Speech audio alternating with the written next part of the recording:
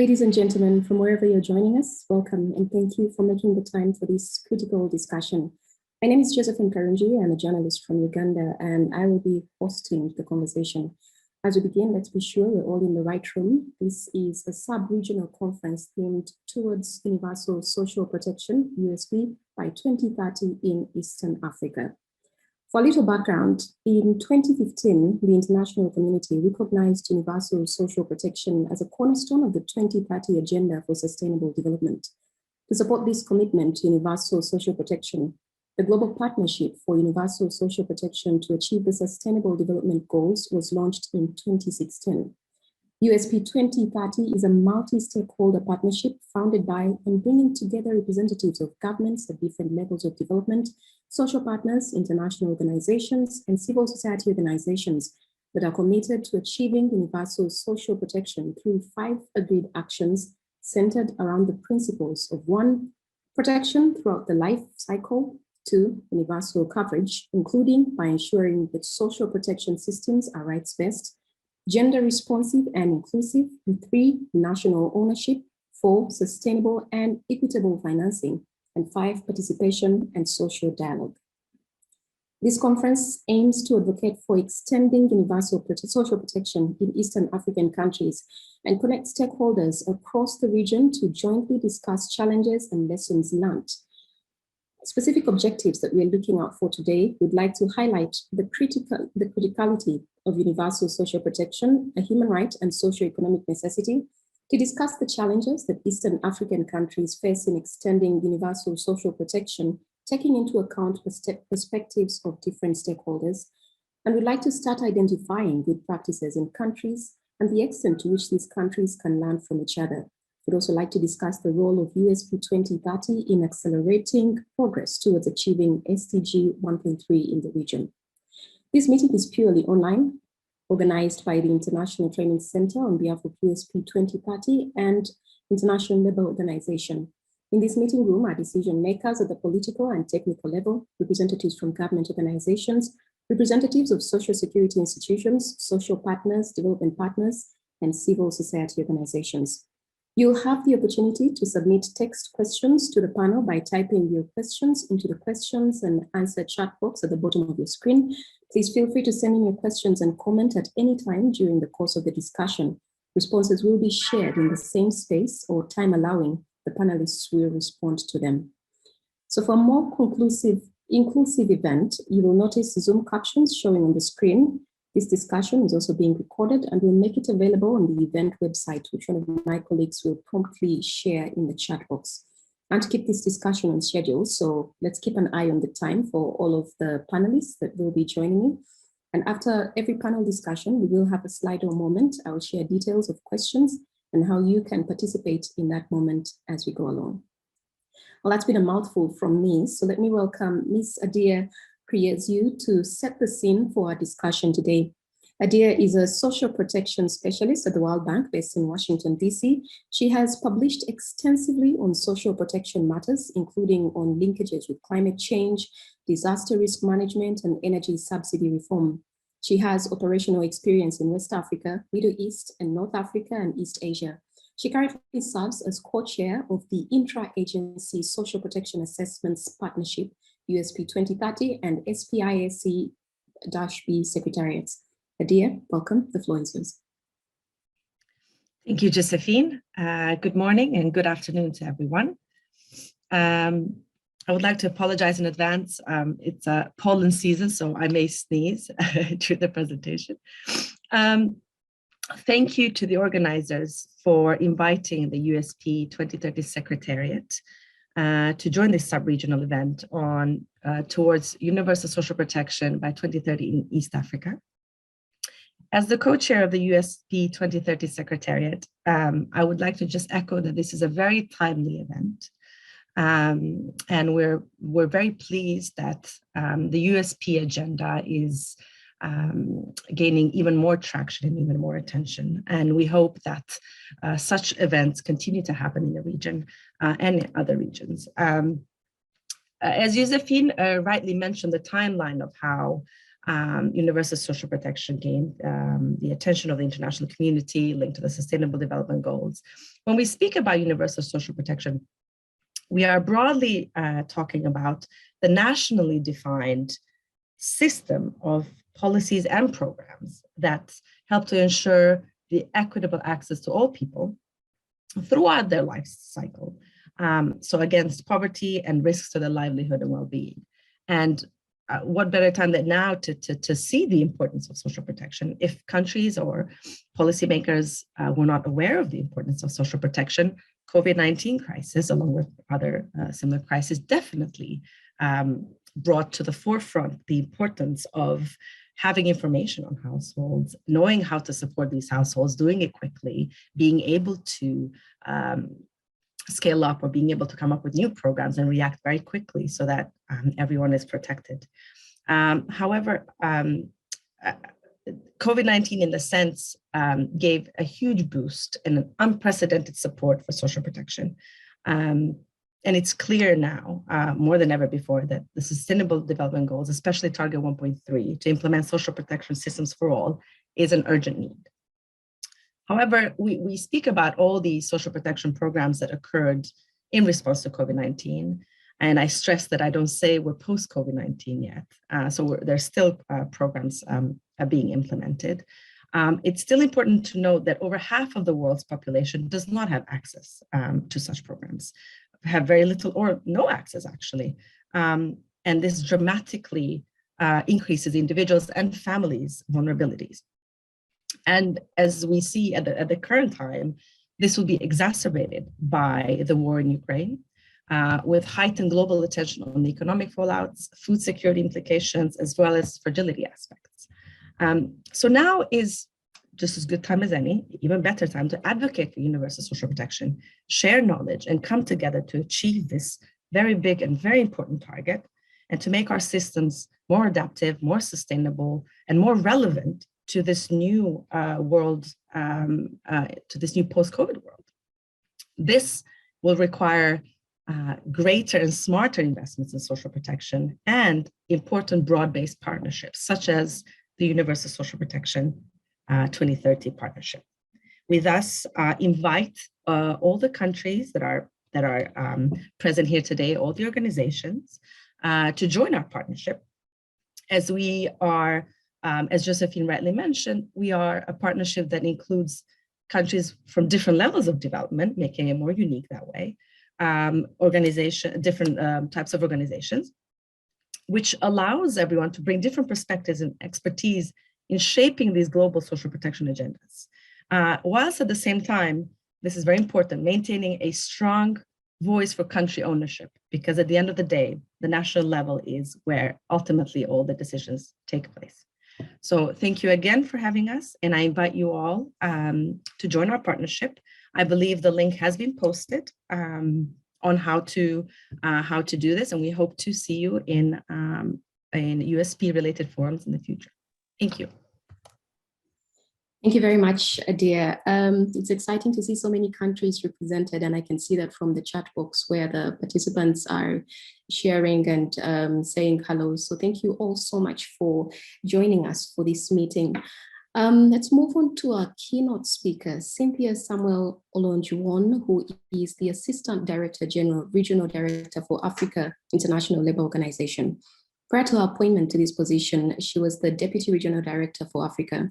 She joined the ILO in 1995, where she has held different positions in headquarters in Geneva and the field, including Chief of the ILO Programming Unit for Africa. She has more than 33 years experience of dedicated and passionate service to promote decent work for women and men, gender equality, youth employment, SME development, elimination of child labor, and enhanced labor migration. She served with the AFDB president on the high-level panel on migration chaired by President Salif Johnson. Ms. Samuel Olonjuwon was identified by the African rating firm Avance Media as one of the 100 most influential African women in 2019. She's also a strong advocate for women's rights. She was on the board of International Sociology Association Research Committee on Women in Society from 1986 to 1990. She could not join us live for this meeting, but she recorded her address specific to this discussion. So here we go.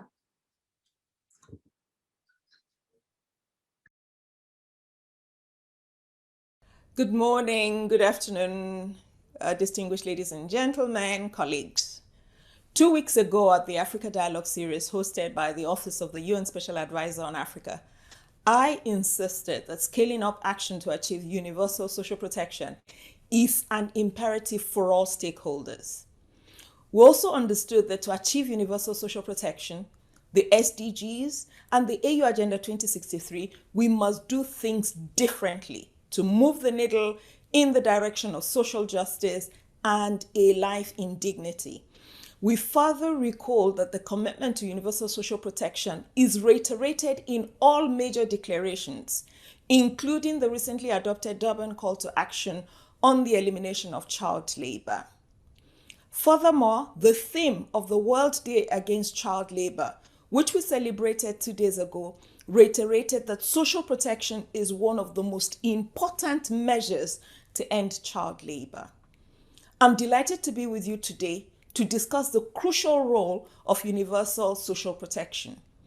I thank the Global Partnership for Universal Social Protection to achieve the SDGs, USP 2030, and colleagues both from Africa and from Turin for making this possible. This conference is very timely.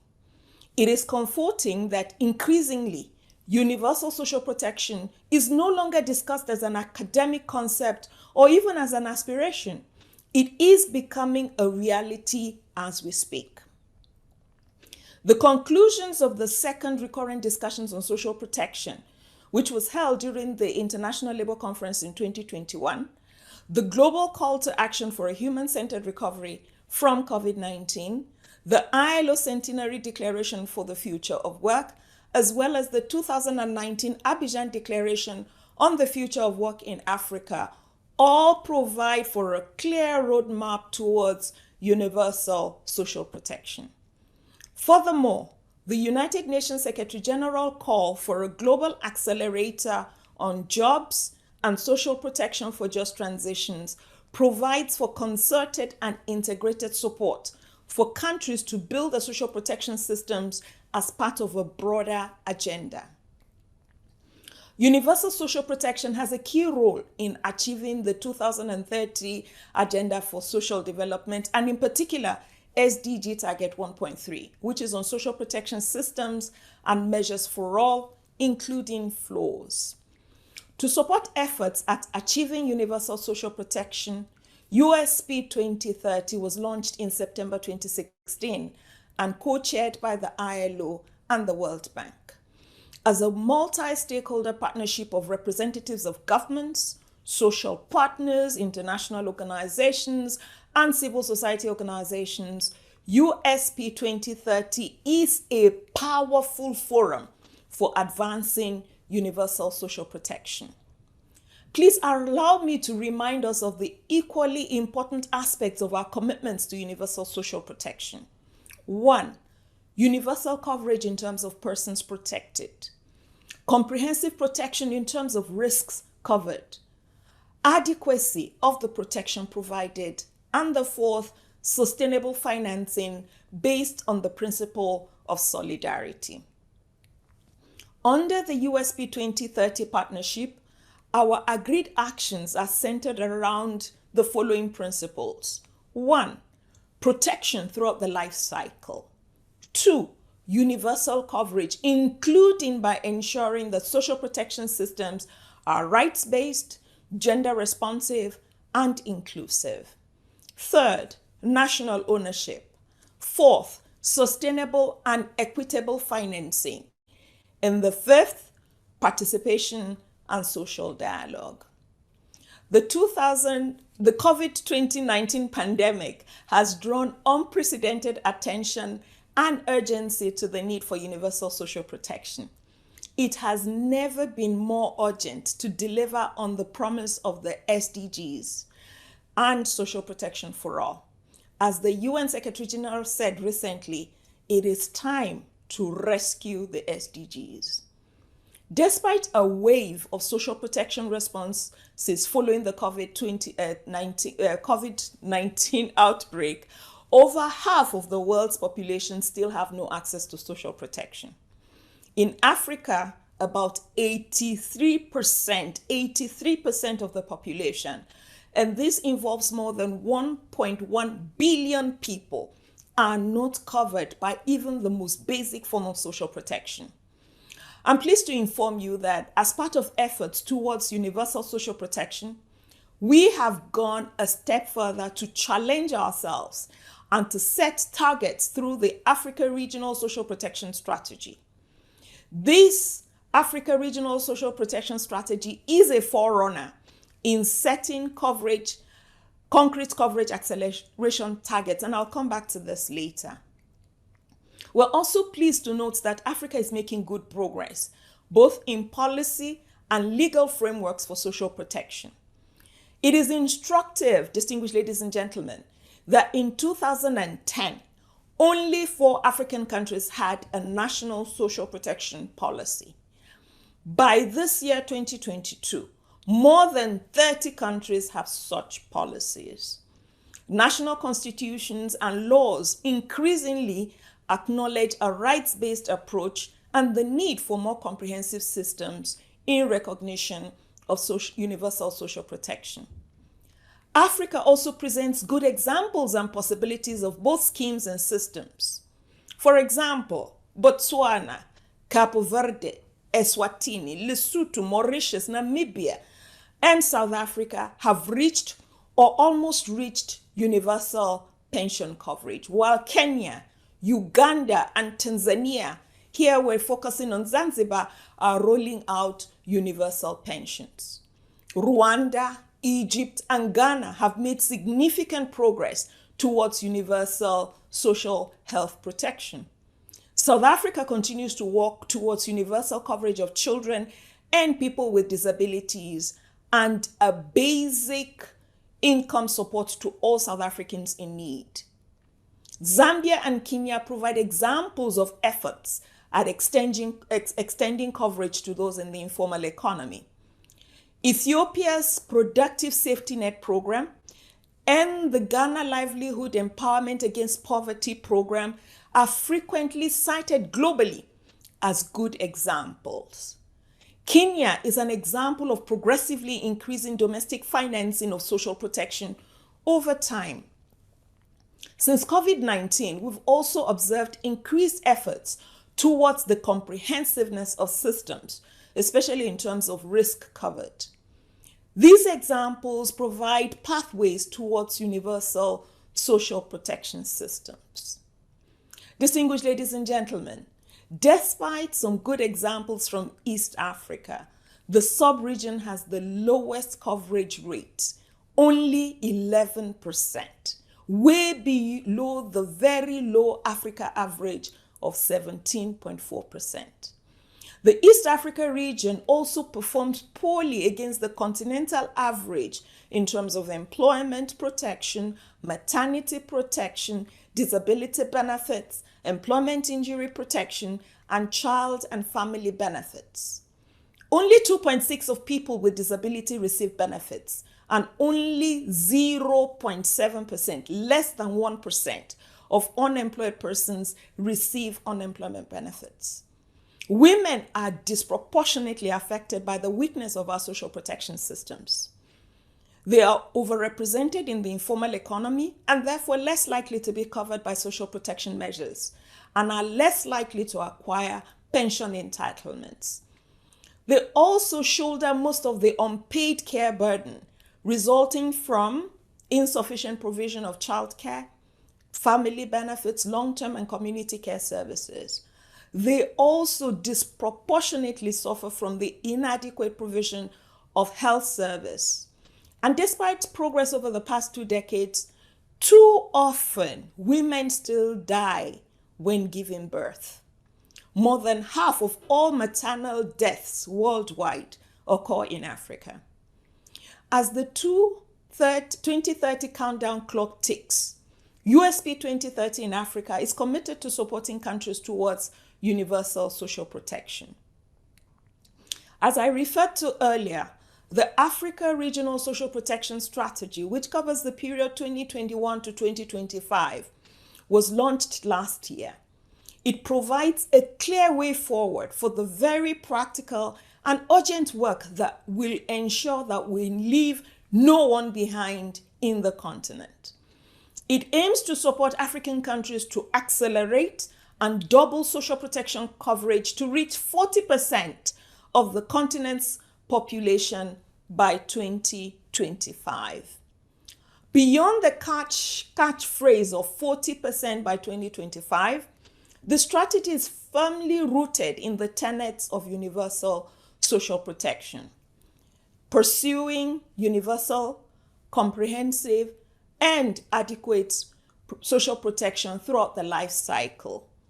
It promotes national ownership, sustainable and equitable financing, and participation and social dialogue in line with international social security standards. To achieve this progress, which we must achieve, each country needs to complete 3 necessary steps. 1, put in place an adequate legal and policy framework that sets the foundation for progressively building social protection systems, including floors.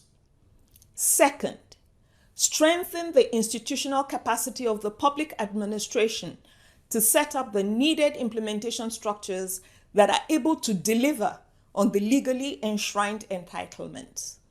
And 3, develop a robust financing framework that will mobilize the needed funding for the benefits and the services through a combination of contributions and government revenues.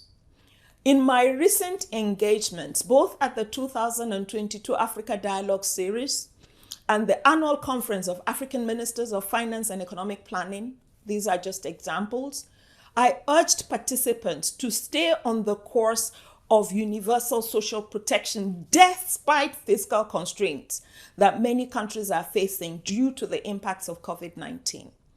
Fiscal consolidation and austerity measures will be incompatible, and I repeat, will be incompatible with a human-centered recovery and achieving universal social protection. Above this, it will also reverse the decades of progress that we have made. Rather, history tells us that major crises have led to expansions in social protection. The COVID-19 crisis response has already shown that in the face of immense challenges, countries are not powerless in expanding and financing the scope of policy action. Investments in social protection have strong multiplier effects. One of the advantages of universal social protection systems is that they can create a virtuous cycle of revenue expansion. Fiscal space for universal social protection will likely contribute to greater and more inclusive economic growth, which will mean that government revenues will grow even if levels of taxation and social security contributions remain constant. For example, a study of 8 countries which was conducted in 2021 showed that an investment in social security of 1% could result in cumulative increases in tax revenues over 10 years of 2.1 and 10.4%.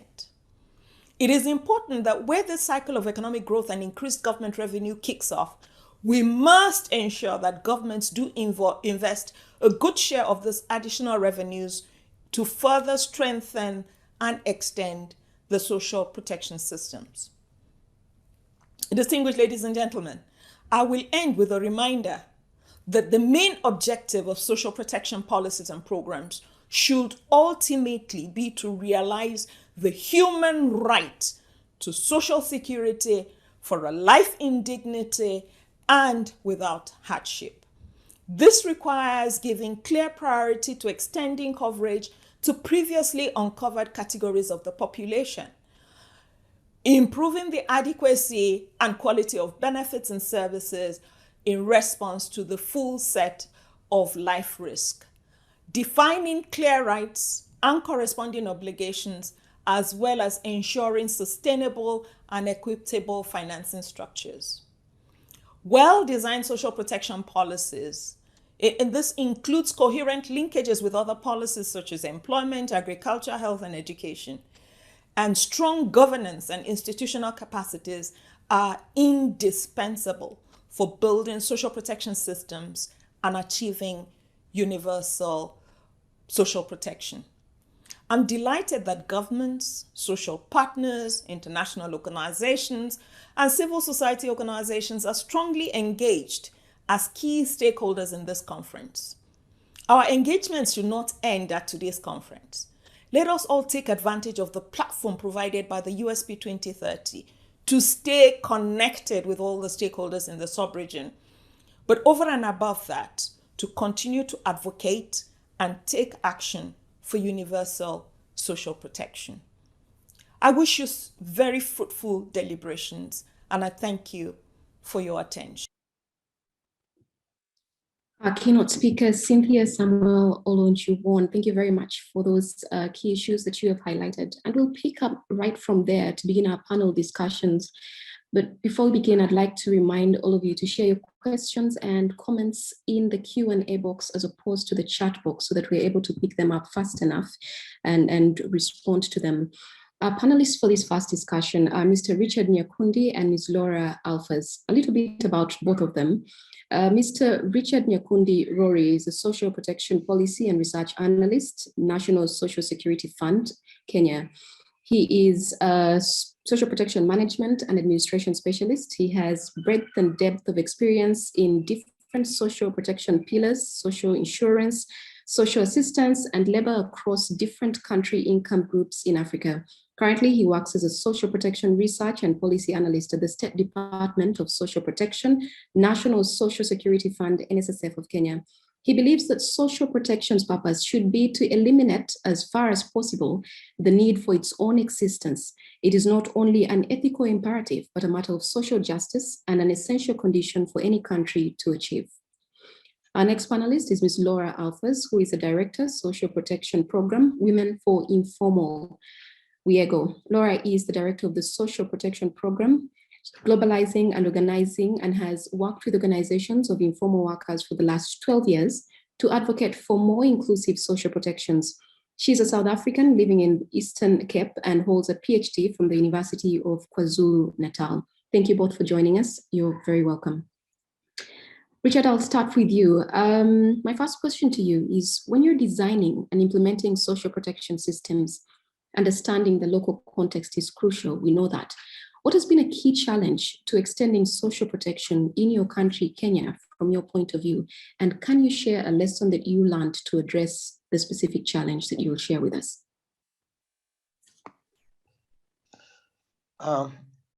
Thank you, Josephine, for your question and for your kind introductory remarks. But before I respond, allow me to appreciate my fellow panelists and friend Rora. Allow me also to appreciate Cynthia for such a powerful and informative and thought-provoking keynote address, and particularly emphasis that universal social protection is a human right and is a key to sustained inclusive economic and social development for individuals, communities, and nations. We can also add that social protection as a way to close the gap between the poor and the rich, between the sick and the healthy, and therefore a pathway towards a more inclusive society, and basically leave no one behind. Distinguished ladies and gentlemen, as Josephine has introduced me, and I don't want to go back to that, what I want to really speak on is that I'm happy to participate at this webinar towards universal social protection. The achievements and challenges of building universal social protection systems and ensuring sustainable and equitable finance for social protection, as highlighted by Cynthia in our keynote remarks. Now, to contextualize my statement, allow me to provide a very brief observation about Kenya. Kenya has an estimated population of about 50 million people, GDP per capita of about 1230 USD dollars. 36.1% of Kenya's population live below poverty line. Now, this is very, very critical, and Rora is going to talk about it even more. About 83%, actually 84% of the workers in Kenya are in the informal, and during the COVID-19 period, it shot up almost to 86%. Now, Kenya Constitution Article 43, sub-article 1E, makes social protection a right.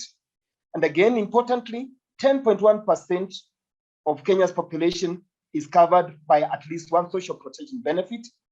Now, again, this very, very importantly, 28% of Kenyans are affiliated to a social health protection scheme, NHIF in this case, while 22% of the working population are covered by the social insurance, what you may call old age pension, survivor, and invalidity benefits.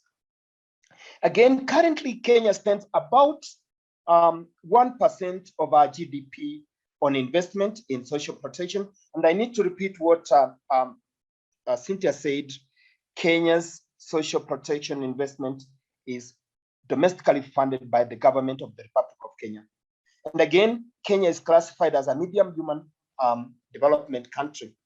Now, based on that kind of brief, what I want to say is that the draft of the Kenya Social Protection Policy 2022 recognizes the role of universal social protection as an integral component of social justice and decent work. However, and this is where Josephine's question comes in, the progress already made and the continued support from the World Bank and the ILO, UNICEF, FAO, among others, there are significant social protection coverage gaps, especially on issues of informality, the new forms of work, and the digital revolution and how to engage the private sector.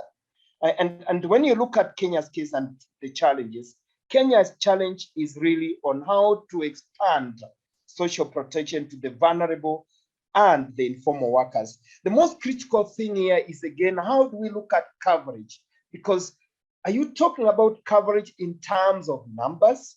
Are you talking of coverage in terms of the benefits? Are you talking of coverage, like Cynthia said, in terms of adequacy? Because we can bring so many people on board, but what are we giving them? How do we achieve that dignity? And this is where the challenge is. And when you look at Kenya's case, you realize that the main challenges in terms of extension, like I've said, is in terms of the future work and in terms of financing. And you realize currently we are doing about 1%, and we wish we could do more. And during COVID-19, we had a challenge. Do we extend horizontally? Do we extend vertically? And I believe this is a dilemma that most countries are facing.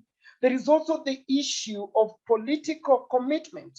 In Kenya, we have been fortunate that the current government has committed. In 2017, this government made a deliberate move to make universal benefit for older persons. We have done very well. And this same government has moved on, and currently we are doing piloting for the universal child benefit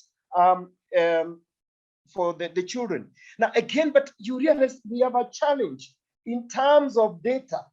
Currently, what we're doing in Kenya, we have developed a social registry so that we bring on board everybody that is poor, so that in the event, like what caught many countries, in the event we have like the crisis we had, then we can do something.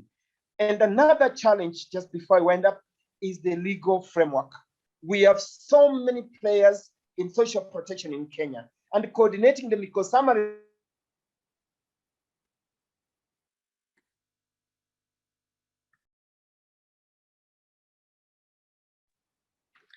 Richard, I think we lost you, and one of the challenges you mentioned was the digital revolution. So it sort of speaks to us also having to conduct these meetings in this era, and internet connectivity and so on.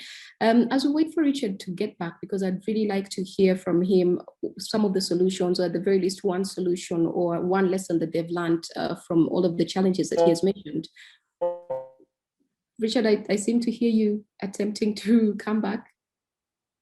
All right, as we wait for Richard, Laura, I will turn to you, and I don't know if you want to add to any of the issues that Richard has spoken to. All right, I see Richard there, so Laura, let's just allow him to finish. Richard, we lost you in the last statements that you were making, but we also trying to keep with time.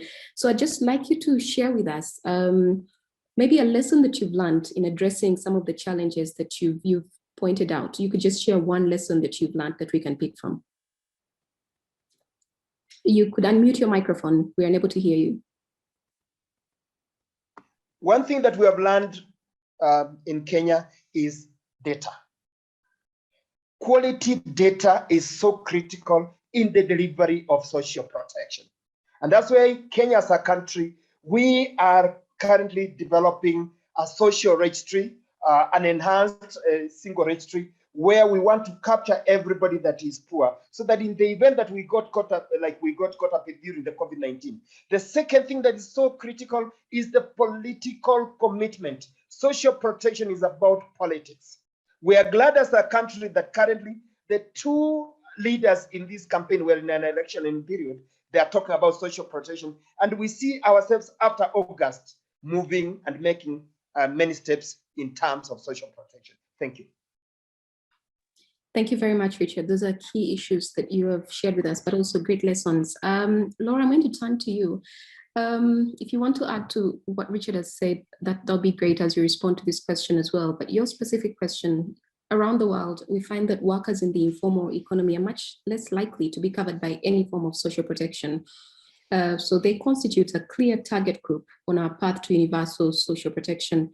What can countries do to increase coverage for workers in the informal economy? Richard also spoke about informality. Are there any emerging good practices, or do you have any recommendations for countries in East Africa? Thanks, Josephine. And yes, it's lovely to be here on this panel with Richard, who made some very good points about coverage of workers in the informal economy. I think his final point about data and the inclusion of informal workers into state databases onto state systems is really important, and it's good to hear about the work being done in Kenya. Another country around the world that is undergoing a huge sort of data collection exercise is India, where they are attempting to register huge numbers of informal workers onto the ESHRAM database, learning from the real difficulty in extending relief measures to people who just weren't on the system. And trying to capture workers more effectively. So to follow up on Richard's point, I think I agree that that's really important. Another really important point that Richard made was around legal frameworks, right? Many of the informal workers in Africa who are uncovered by social protection are self-employed workers, right? And that is a challenge to legal frameworks which have built up particularly contributory social protection schemes. The kind of national social security funds have tended to be built up around employment relationships. So there's a need to think about, for example, in South Africa, where I am, the unemployment insurance fund does not cover self-employed workers. Now we know that there's been reforms in many places, and Kenya is in fact a standout example of legal reform in the interests of covering self-employed workers. But we recently completed an analysis of 39 African countries and concluded that most countries have not gone far enough within that sample to amend their legal provisions to allow for the inclusion of self-employed workers. And I think on a continent with the number of self-employed workers that we have, that is critical. And again, thinking of a good example, as I mentioned, Kenya is one of the standout examples of how self-employed workers can be included more effectively into social protection schemes through legal amendments. I think, though, one of the big issues is that we see many governments, although we have sort of social pensions and so on, when governments are thinking of extending social protection to informal workers, it is often through the work-related schemes, right? The contributory social protection schemes. And there we have a lot of work to do to ensure that they're actually accessible in reality, because it's one thing to say we're extending social protection to informal workers. It's another thing to actually make that accessible to people who are earning low incomes, often low incomes and often unstable and irregular incomes, right? So, traditional social insurance mechanisms are based on stable incomes, regular payments, an employee relationship, a payroll tax, and so on. Having self-employed workers obviously sort of turns that on its head. One of the issues is around financing. Quite often informal workers are being asked to just pay their own social security contributions. Not so much in Africa, but in Asian countries, for example, they're being asked to pay for themselves and the employer contribution at the same time. And that is obviously unaffordable for a lot of workers. So how do we make the schemes more affordable to people with lower incomes while still maintaining benefits that are worthwhile? And that's a really difficult thing to do. I think there are some interesting examples from the continent. The Ghana National Health Insurance Scheme, there's a lot we can learn from health insurance schemes for social security schemes, I think, where we have an interesting example of cross-subsidization, where some of the fund comes from out of social security contributions from formal workers being used to cross-subsidize informal workers' access to the fund. So there are some good examples. It's not enough. There's still too many informal workers who cannot access the Ghana National Health Insurance Scheme, but it does show that there are these creative ways of thinking. I think around the world, we also see interesting ways that organizations of informal workers are mobilizing around the economic relationships in which they're situated to argue for benefits, for additional financing to go towards their social protection. Waste pickers in India, for example, working with local governments and saying, well, we do your waste collection for you, you should be contributing to our social protection. Waste pickers in Argentina, again, using plastic packaging laws to leverage contributions to worker protections from industry who is benefiting from their work. So I think that there are ways to think about how we can make financing stronger, not just from taxation, which is really important, but through other mechanisms as well. I think it's really important that we make it easy to register, pay, and obtain benefits, increase transparency about what is happening to people's money. There's often a trust deficit in countries. People are not that willing to give their money to the government. So, how do we make it clear to people, this is, your money is being well looked after. This is what's happening to it. It's easy to register. It's easy to get your benefits. And I think digital technology can be really important here. Yes, it's important that we do not reinforce the digital divide, which we certainly saw during COVID. But I think this can also be a really good way to make things easier. So we have to sort of find the balance. And also designing benefits which informal workers prioritize. You can have long-term savings schemes, but also combine them with short-term benefits. I think Rwanda's new Ejo long-term savings scheme is an interesting example of how long-term saving schemes has been combined with short-term benefits that informal workers might prioritize, such as access to loans, educational bursaries, and so on and so forth. And then just finally, because I work for WeGo and I can't leave without saying this, enabling voice and participation is critical as well. Quite often, we talk about extending social protection to workers in the informal economy, but so often the kind of places in which these policies are debated and discussed and decided on, the organizations of informal workers are often not present.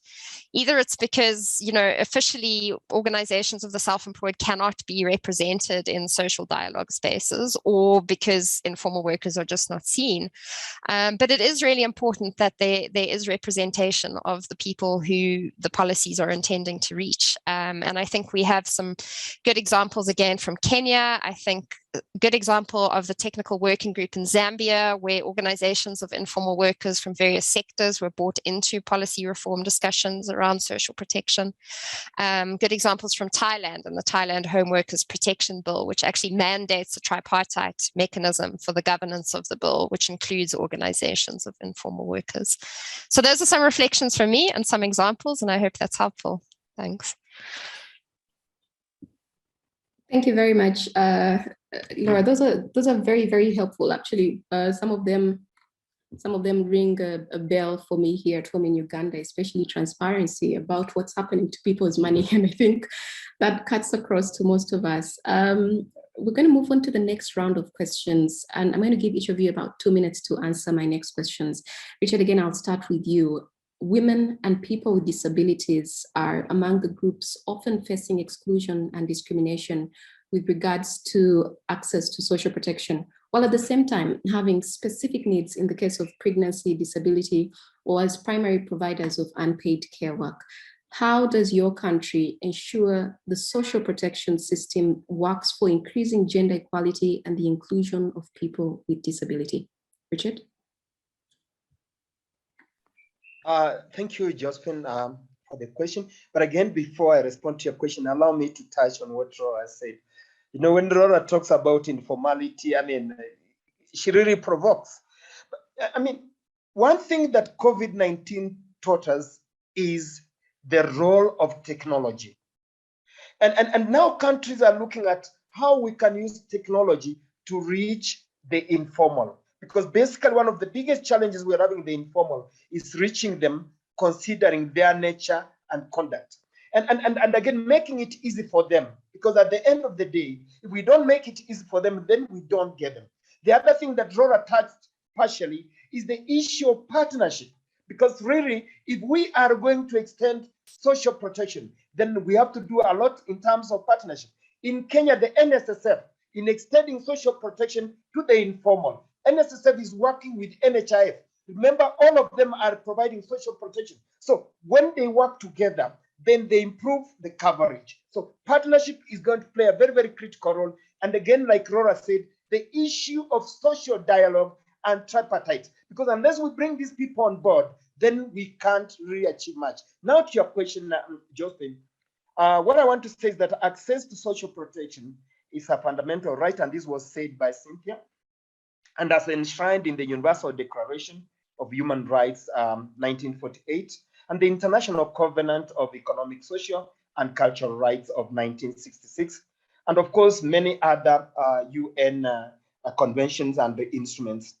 Now, when you come to the case of Kenya, the Constitution of Kenya provides for the national values and principles of governance in Article 10, which mandates all state officials and organs to ensure that they exercise that they exercise equity, social justice, and inclusiveness. So already you will note that this is within and it's anchored in our Constitution.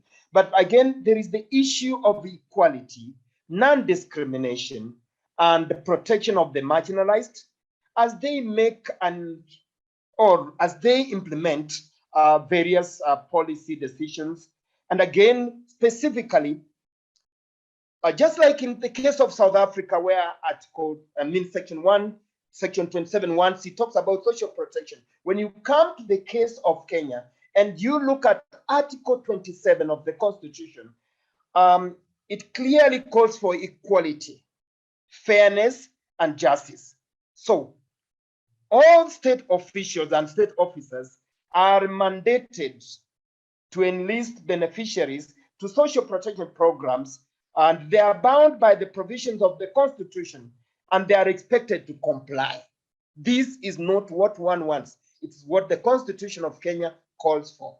And again, and the same happens to persons with severe disability. Currently in Kenya, we have a program specifically for persons with severe disability, and we have covered about 50,000 people, and we move on. But again, looking at the youth, because if we are talking about a comprehensive social protection program, then we are not only going to look at the gender issues. We must bring in, because it's a rights approach, we must also look at the life cycle. Because if you miss it for the children, then these women you are talking about, they will continue suffering.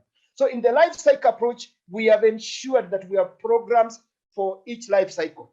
Programs for the children, programs for the youth, programs for older persons. So it is all round. For women, for instance, and the marginalized, the government has even provided and made arrangements that they can participate in business, and the requirements are lesser rigorous than those for those that are in business. Thank you. Thank you very much. Laura, do you want to respond to what Richard has said? Because my next question to you is also on gender and disability. So before I get to it, if you have something to add, I'll be happy to hear it. Not particularly, other than to say I agree about this coverage across the life cycle being important, and I think Richard is spot on in his comments about the importance of seeing everything as linked. So your particular question, Laura, women and people with disabilities are overrepresented among workers in the informal economy. We know that. Is there anything specifically to keep in mind for the extension of social protection to women and people with disabilities in the informal economy? Yeah, I mean, I think this is an important point about understanding the informal economy as heterogeneous, right? It's, we often talk about let's extend social protection to the informal economy as if it's one sort of big sort of same lump of people who are all the same. And it's not true. There's different occupations, different sectors, and there's different levels of poverty within the informal economy as well. And I think we have to understand that there is that segmentation which happens, and that women, we know that women tend to be represented in the sort of more vulnerable forms of informal employment. So it's not just that they're overrepresented in the informal economy, it's that they're overrepresented in the forms of employment which have the highest chance of poverty. And similarly, although my knowledge of the data on people with disabilities is not as good, I suspect that would be a similar thing where you have people concentrated in the most vulnerable forms of employment. If we look at the data, the ILO data on Africa, for example, 22% of women's total employment is as contributing family workers. Now, these women are classified as workers in the informal economy, but as a contributing family worker, you may not actually be earning an income. So when we think about extending social protection to this group, are we going to be extending a social security scheme where you're expected to contribute 17% of your income in order to be able to sign up? Is that a realistic expectation of a social protection scheme that is actually going to reach these groups? Again, it comes down to the financing. Yes, perhaps it's about, we extend through the social assistance system, through child grants, child social assistance, child grants would reach this group because they would be poorer and potentially would qualify for social assistance. But perhaps we also have to think about non-contributory components of social security schemes, of contributory social security schemes. So, there is a basic floor through which everybody can access, for example, the health insurance scheme, and then you can pay for higher levels of access. And I think, again, we're talking about the most vulnerable people in the informal economy here. And so that question of how we actually realistically extend social protection to them is inextricably tied up with the financing question. We see with the community-based health insurance scheme in Rwanda is a very good example of where there are different grades of access to the health insurance schemes, and you get subsidized depending on your level of poverty by the state. So, again, in the health insurance world, we do have examples of where you have these base levels of support, and then you can have higher level access as incomes increase. I think then again there's the need for physical accessibility of the schemes. Again, I said it has to be easy for people to access these schemes, and so often we say that, but it's so often the case that it's actually incredibly difficult to register and pay and receive your benefits, and especially for people with disabilities, for whom their mobility might be restricted, and for women who might be caring for young children. We again have to take that into consideration as to how we make it easy for them to join up, how we reduce the administrative costs and burden. And then the types of benefits, again, in our review of the legal provisions for self-employed workers in these 40 African countries, maternity benefits were the least covered benefit across the countries, and in most cases the only type of benefit available for self-employed workers was through the health system. There was no sort of income component to that. So again, these kinds of measures are sort of neglected in the design of the schemes, and we need to correct for that. And I know less about people with disabilities, but I can imagine that there are specific types of benefits that would be important and that could be better integrated into existing schemes. Right. Thank you very much, Laura. we have so little time to speak about so many things, and I see the chat box has so many questions. Again, I'd like to encourage all of our attendees to please post your comments and questions, not in the chat box, but in the Q&A section at the bottom of your screen. I'm going to ask one more question, and again, I hate to limit how much time I can give you to respond, but we'd like to keep with time. So my last question to both of you, and Laura, I'll start with you this time.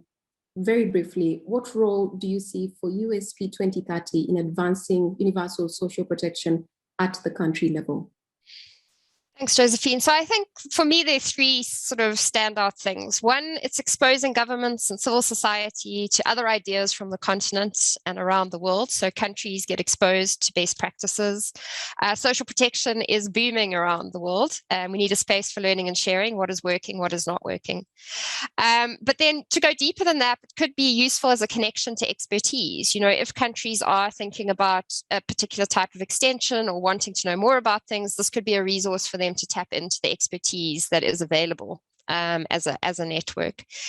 And then finally, I also think it's a place where civil society actors can have an opportunity to meet their own governments. I know that might sound strange, but often at national level, it can be harder for sort of weaker grassroots organizations to meet their own governments. And I think sometimes these international spaces or regional spaces can be a good space to create those connections. I'll leave it there. Thanks. Thank you, Laura. Richard, same question. You need to unmute the microphone. Thank you, Laura and Josephine. And also thank you, my professor. Professor Michael Sampson is my teacher, and he's just made a comment on the platform. And well, my good old professor, when he asks a question, really, Josephine, allow me to start with my good old professor. And now, Professor, the issue in East Africa is about political willingness. Countries that have not enshrined social protection as a right in their constitutions, and indeed they are members of UN and they are signatories. We see so many programs. If you go through some of these constitutions, if you go through the Constitution of Uganda, you'll find bits about social protection.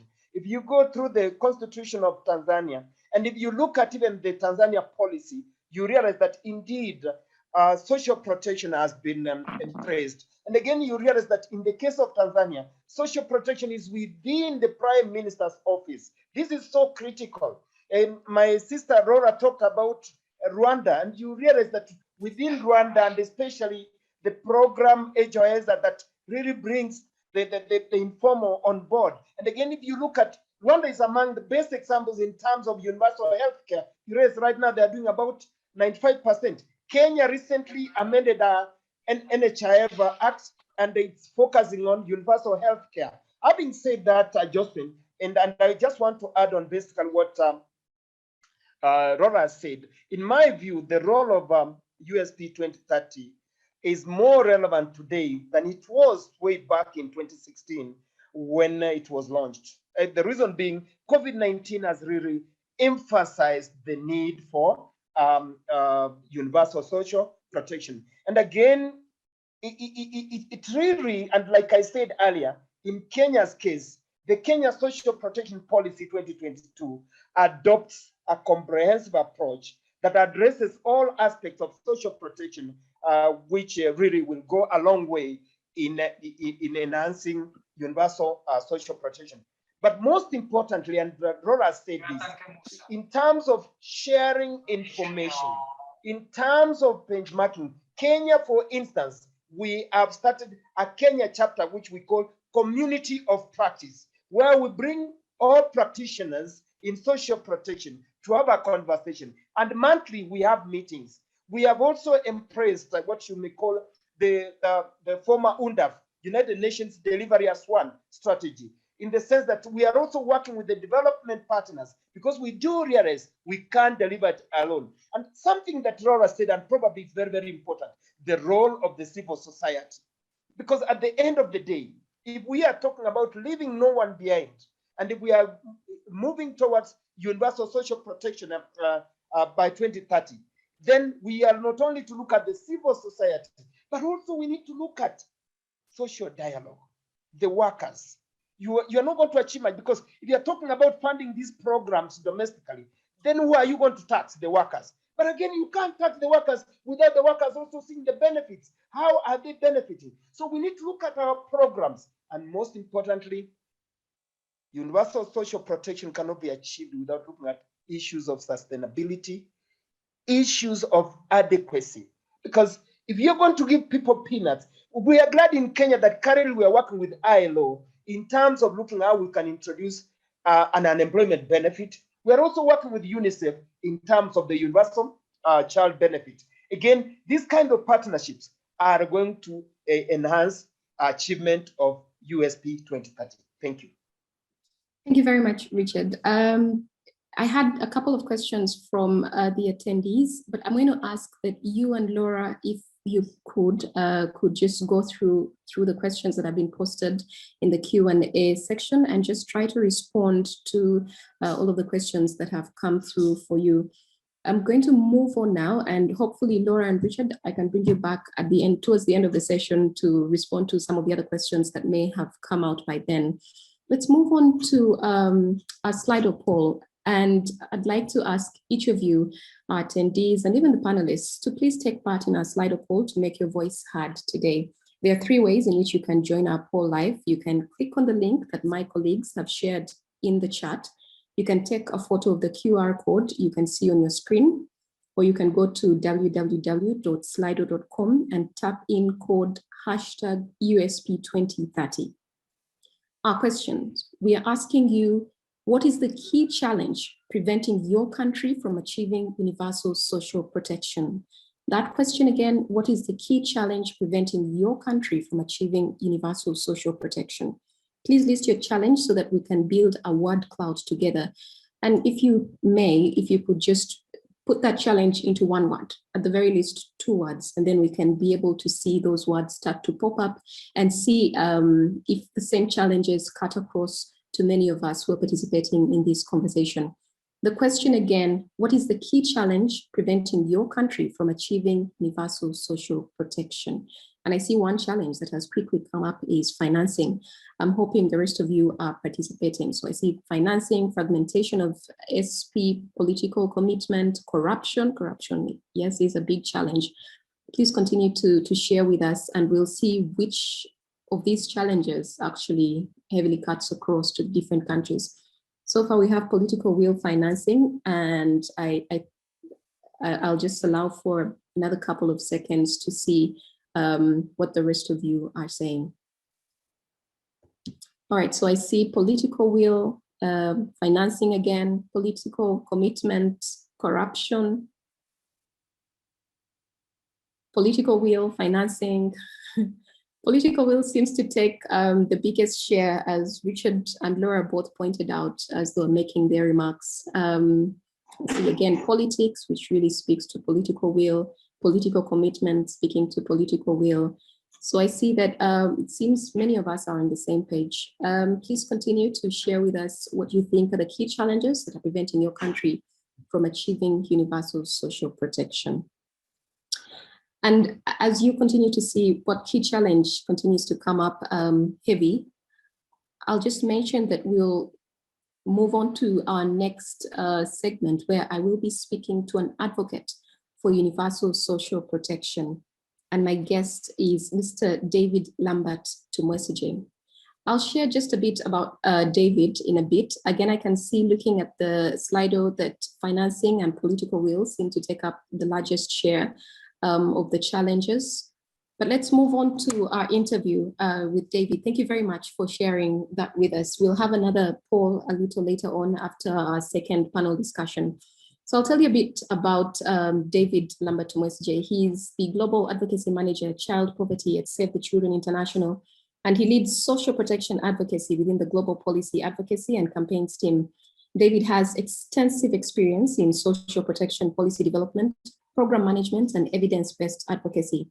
For 10 years, he was policy and advocacy advisor at the expanding social protection program, supporting delivery of FCDO and Irish Aid technical assistance to develop a national and social protection system in Uganda. He oversaw analytical work to support development of a national social protection policy and led policy and budget influencing, knowledge management, and capacity building initiatives. He has also provided advisory support to WFP Uganda, Embassy of Ireland, and the World Bank capacity strengthening initiatives to enhance food security and shock responsiveness of Uganda's social protection system. Previously, David supported the ILO, DFID, and UNICEF's work on the design of programs to extend child-sensitive social security coverage in Ghana. David, thank you for making the time. It's good to see you. Thank you very much, Josephine, and thank you very much for for stimulating a very exciting discussion. It's really an honor to be here, but let me add my voice to the other speakers that have congratulated Cynthia on a very powerful and timely speech.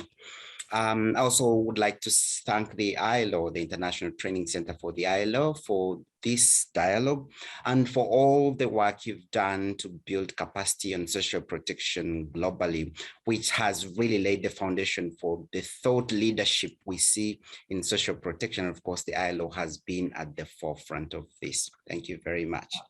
Thank you, David. We have a very limited period of time in which to have our conversation. So I'll quickly jump to our first question. Maybe to set the stage for it, could you paint the picture for us on where Uganda is at the moment in regards to social protection? Very briefly. Thank you. So Uganda has actually set a very good foundation for a national social protection system. We've got a very clear policy which gives direction. We've developed some delivery systems to deliver one of the flagship programs of the government, the Senior Citizens Grant. And right now there are other pilot schemes in the country, like the NutriCash scheme implemented by the Office of the Prime Minister and WFP. There is a scheme targeting adolescent girls by the Kampala City Authority with support from UNICEF, and some labor-intensive public works in the Office of the Prime Minister supported by the bank. That said, I think I didn't talk about a Senior Citizens Grant, which is the flagship.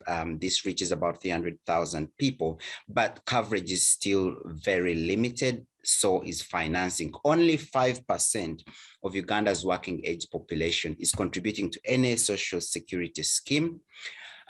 Most of the social security system is dominated by a national social security fund, which covers the bulk of the former workers, and then it's followed by the public service pension scheme. So these really take the bulk of the coverage. So for the most of the workers in the informal sector, and Uganda is highly informal, they are not covered. But there is direction in development of a long-term strategy to guide investment in this. In terms of spending, we only spend about 0.5% of GDP, including expenditure on a public service pension scheme, which is actually very, very generous. But in terms of direct income support, social assistance for people, which is tax financed, it's only about 0.09% of GDP. So it's really, really low. And a lot of this is still funded until recently by development partners. Right. Thank you, David. When we were doing the Slido, a key challenge that kept coming up for participants was political will. And I'm curious to know what that is like in Uganda. Could you help us understand the political economy of social protection and how, the picture that you paint of Uganda, how did Uganda get to where it is at the moment? What were the factors, or who were the influential persons in influencing the policy development process? Yeah, I think it's important to at the moment set out where we started. So when we started in 2010, so over the past 12 years, really, we started with this expanding social protection program that was designed to embed the social protection system within the government policy.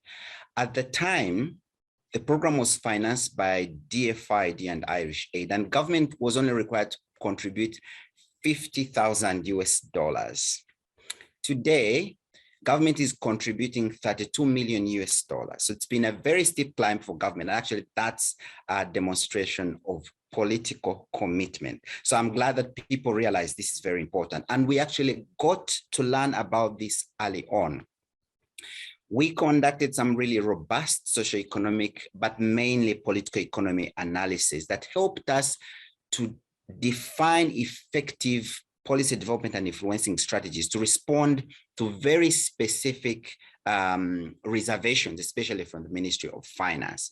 So it was very helpful for us to understand that political support is very important. And this was building on a study by scholars from the University of Manchester, who made a very clear finding that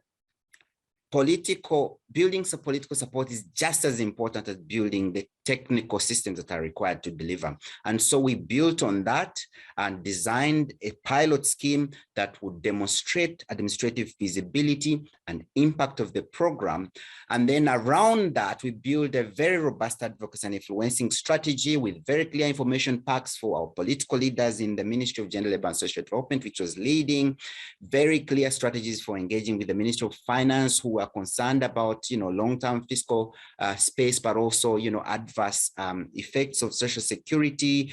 We had several breakfast meetings to brief senior political and government officials, study tours within the region to basically get them to see what social protection looks like, field visits to the pilot program that we were implementing, and the role of civil society was really, really important. So in summary, we understood what the problem was, that there wasn't a lot of support from Ministry of Finance and, in fact, the presidency, and we had to frame our advocacy and all the conversation around addressing their key concerns. I think this really was the gist of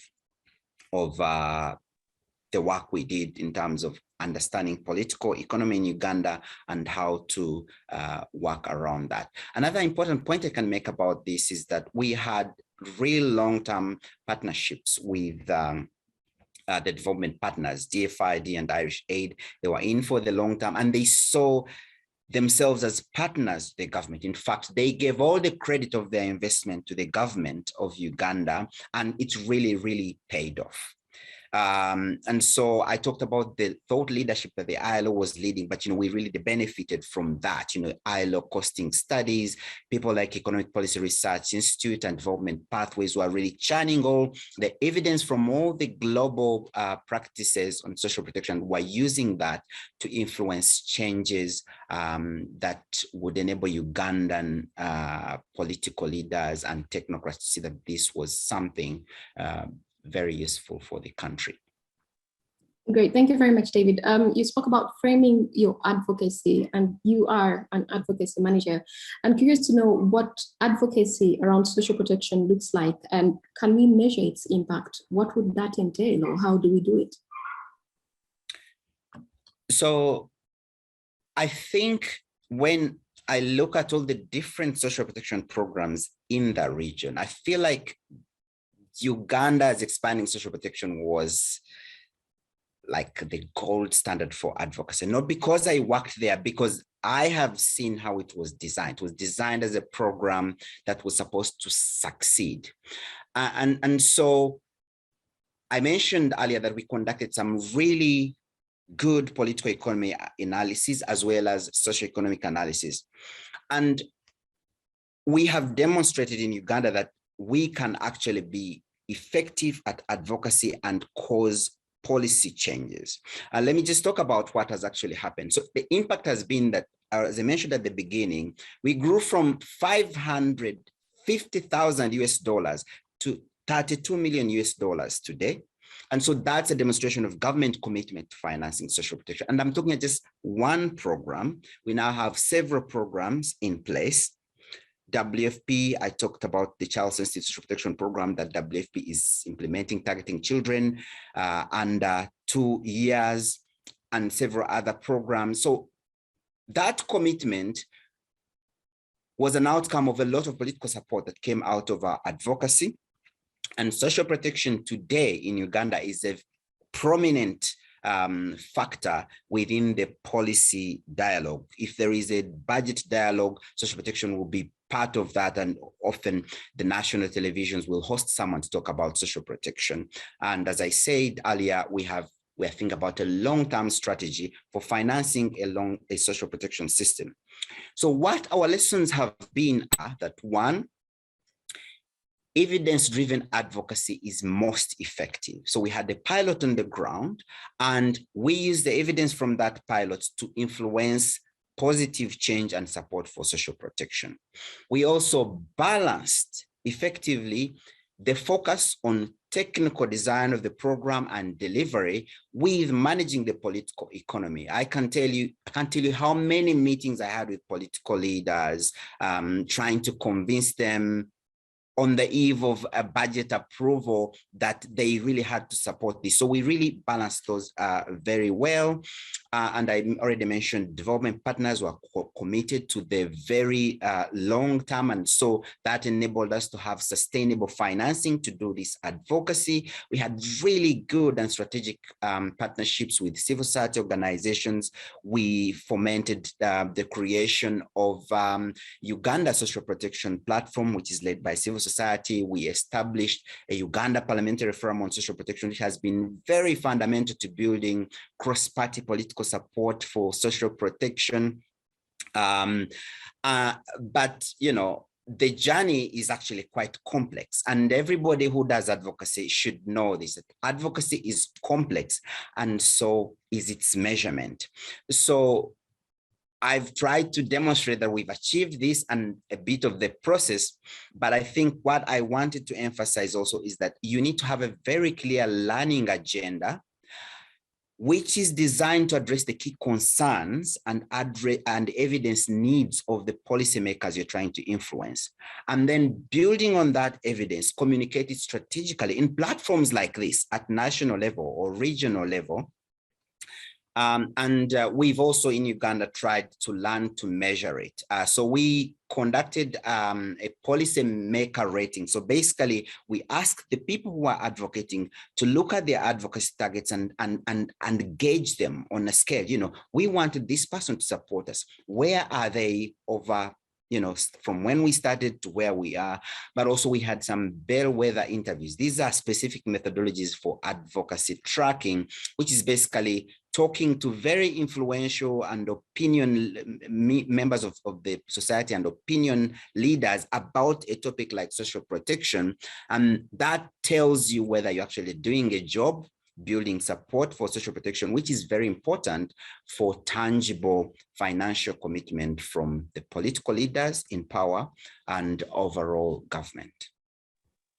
Thank you very much, David. You've actually answered a couple of my questions in one. So I think you've spoken to the role of USP 2030 as well, and you've also spoken to the mechanisms in place to ensure social protection schemes are effective and accountable. So I will let you go on that note. Thank you for making the time for this engagement and sharing so freely a bit about Uganda's journey and your personal thoughts. There's a question for you, however, in the Q&A box. You want to check that out, or I think somebody put it in the chat box. So please take a look at it and respond to it. Thank you very much, David, for your time. We'll now play a short video on accelerating social protection coverage in Africa. Ubuntu, I am because we are.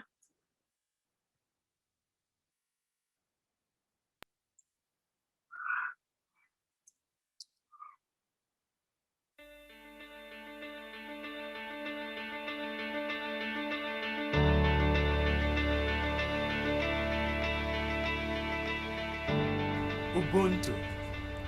I am because we are. In times of crisis, this African philosophy reminds us of the importance of working together to strengthen social protection for holistic human development. Today, across Africa, COVID-19 is threatening the most vulnerable populations, as well as those who are not adequately protected. However, this crisis is also an opportunity. We can build back better. We can improve social protection systems, and we can start with 4 key actions: enhancing coverage, closing financial gaps, developing strategic partnerships, and creating an enabling environment. By working together, countries can accelerate the extension of social protection on the continent. This will not only advance social justice and human capital development, but also reduce poverty, exclusion, and inequality. We can create a better Africa for all. So the question is, are you ready?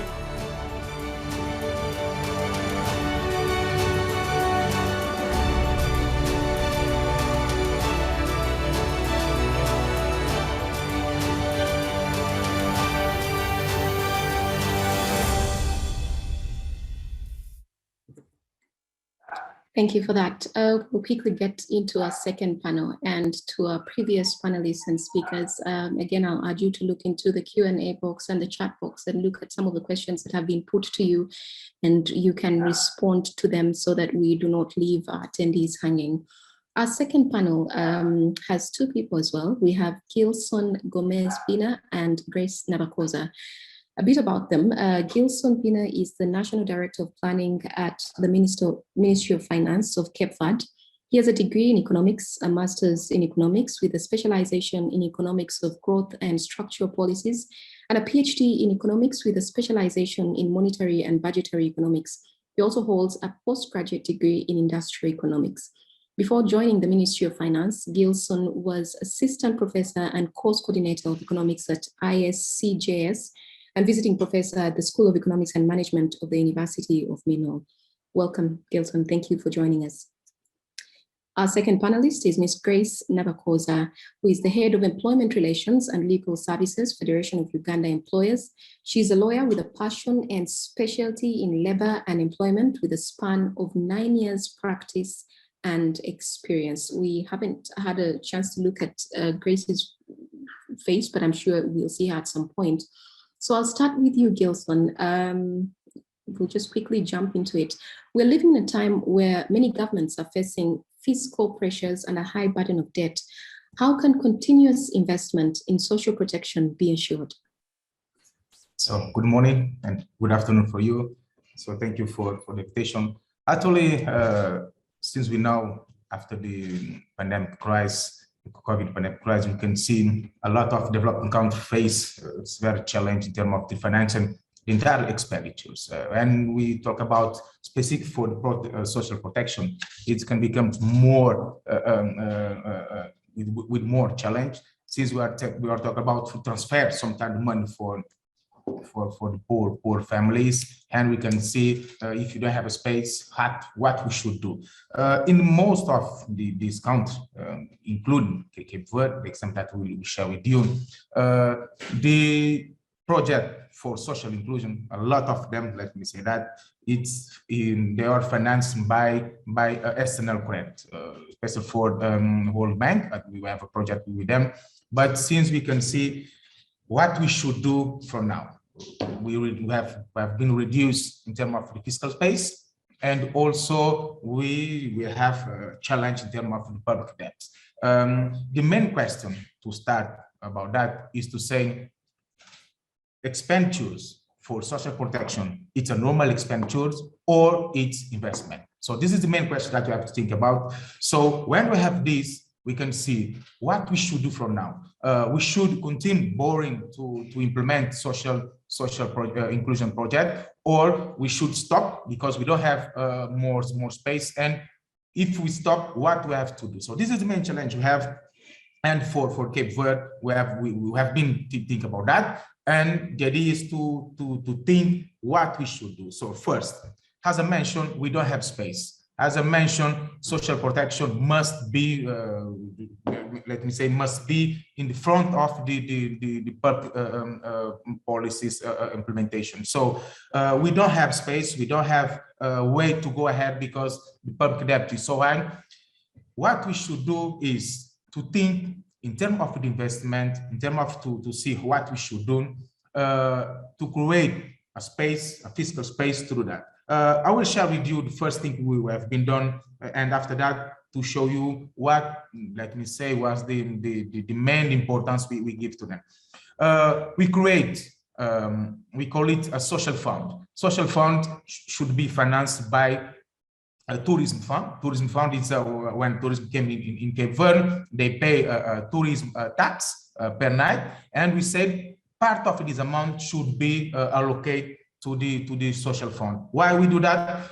tourism, for example, when tourism came to Cape Verde, the most important thing they want to do is to join, like we say, to join the population in Cape Verde. And if you find a population that has a lot of poor, let me say, families, and it can also has a negative impact on the tourism and create, let me say, we call it a collateral effect. So this is idea to fund to have a structural, let me say, financing for the financing for social protection. But this is one part. But another part is to say, okay, as I mentioned in the beginning, is we have to think it in terms of expenditure or investment. It should be think about investment. Why? Look, if you do the social protection today, you can continue to do for a while. You have a family, a poor family today, and these families, they have, imagine, sons, daughters, and they have to go to school. But if you have a social protection mechanism to help these families today and continue for these sons, for these grandsons and so on, by the end, the problem will continue. The idea is to see what we should do is to help the poor family today, but with the idea we can call it social increase, because today, son of, let me say, fishermen, son of workers, they have son of workers today, but tomorrow there will be engineers, there will be laws, there will be economists, there will be medical doctors. So the idea is to see how we can promote society, investment on human capital, and today for poor family, tomorrow there will be those will be financed the let me say the social protection mechanism. So this idea to think to avoid, let me say, that the problem in terms of the debt issues in especially for the developing countries, and also to create a mechanism that can also support all the system. And just to finish the answers, to see what we have to do. So what is the best idea to continue, and how we should do the inclusion of these the people that will receive the social protection mechanism, for example, the money transferred to those families, and to make them part of the system. So they will receive today. I give you the example in terms of the sons, but even those families can receive the social protection mechanisms today, they can be also part of the system. So if you have this idea, and also to have this concrete example, you can also have a structural mechanism to finance the social protection mechanism. I hope I can have more time, and maybe in second round I can explain to you how we can integrate this family into the social in the economic activity, and also it can also promote more investment for the social protection mechanism. So thank you very much. Thank you very much, Gilson. I hope I'll be able to give you more time. Let's see how we do with time with the rest of our questions. They're not that many. Grace, I don't know if you can hear me, and if I can see that you're on the call, and if you can unmute and put your video. My next question is for you, and I wanted to ask you for the role of social partners in ensuring public financing for social protection systems that meet all the three criteria at the same time, which is, sustainable, sufficient, and based on the principle of solidarity. Okay, thank you very much, Josephine, and a good morning or a good afternoon to you all who are listening to us on this webinar. I will go straight to the question that has been posed. And first of all, social partners can ensure the continuity and public financing by physically injecting in resources, but also doing certain aspects that are going to eventually bring into the funding that is needed to take on board various social protection programs or schemes that are brought up in this regard. But for purposes of now, I will focus on quite a number of aspects that social partners may consider or have to consider to ensure that coverage for social protection is taken serious, but also funding is available to ensure that that various programs are implemented. And some of the aspects have already been spoken about by the previous speakers, which probably I will reiterate, but in brief, so that we don't have to waste a lot of time speaking about them. So I will speak about research, but also advocacy, which David had spoke about very clearly at the very beginning before we got into the second panel. Now, well, governments go ahead to consult. They do not come up with these programs on their own. They have to engage the public, but also stakeholders. And some of these stakeholders could be development partners, but also social partners, because some of these programs directly impact on the nature of business and working programs for the employers, but also for the employees in different employment setups. So a lot of research has to be undertaken. For example, benchmarking, which my colleague from Kenya also spoke about very clearly. What are some of the schemes that they are working on? What is it that we can adopt from within the region in East Africa or even beyond in Africa or Southern Africa and things of the sort. So this research then is able to estimate what is the baseline, what are the feasibility studies, but what is the anticipation, what is the public likely to anticipate, or what could be of benefit to the various target audiences. And remember, we spoke about the formality and the informality, which is largely one of the sectors that have not been tapped into in terms of this social protection program. So this research, but also the research or the findings, will then guide very clearly on the advocacy agenda that has to be adopted by the different social partners. Now, in terms of advocacy, we are really imploring the decision makers and also imploring to the political commitment, which we saw as one of the big challenges, to drive the agenda and make it a priority that social protection is also top on the agenda. Now, with this kind of advocacy, we are able to invite the different social partners, but also welcome the political commitment and ensure that funding is eventually available in ensuring that social protection programs are also taking shape. Now, secondly, is the value propositions, because you'll find that most of these social partners, civil society organizations, have a particular sector of beneficiaries or stakeholders that they represent. So when it comes to the value proposition, because we're now scaling down at the bottom, there are certain key aspects that can be done either at community level, at the smaller groups. What are some of those key contributions that should be sold out to the stakeholders that these social partners represent? What are some of those things that they can take into account? For example, like David spoke about retirement schemes. Quite a number of employers are getting into encouraging their employees to come up with circles, to come up with retirement schemes, which again are targeting to ensure that there is social security even after employment or during the course of employment, and then someone does not have to continuously rely on their salary or on their wage, or someone does not eventually become vulnerable after having been employed, or someone is not actually dying immediately after they have retired from the workplace. So now these are some of the value propositions that we can sell to our different stakeholders that social partners represent, in terms of telling them that, look here, as part of our value proposition, these are some of the advisory services, these are some of the technical services that we can encourage you as either employers, as employees, at the community level, to provide some of these services to the community, to the public, okay, without necessarily having to wait broadly for the government, okay, to come up with certain policies. But there's some things that are small, but again impactful, that can be done at a smaller level.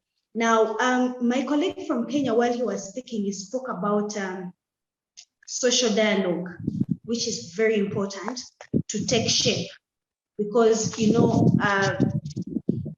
a program can be brought about, but implementation requires quite a number of stakeholders. So dialogue is very key in deciding and taking shape of the kind of programs that will be applicable, the kind of programs that will eventually take shape and sensitize the masses on what to do and what not to do. So thank you very much. Thank you very much, Grace.